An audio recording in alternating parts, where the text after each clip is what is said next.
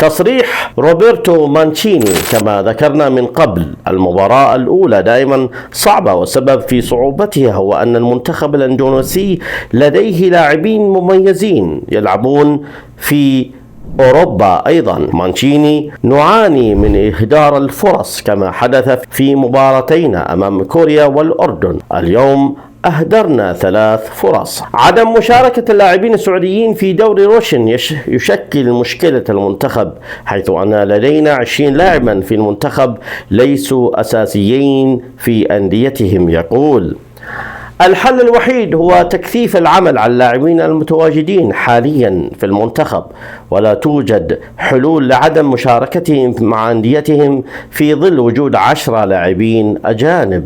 ضمن منافسات المجموعة الأولى بالمستوى الأول من بطولة دوري الأمم الأوروبية، نهاية المباراة بفوز البرتغال على كرواتيا 2-1، وكريستيانو يصل للهدف رقم 900.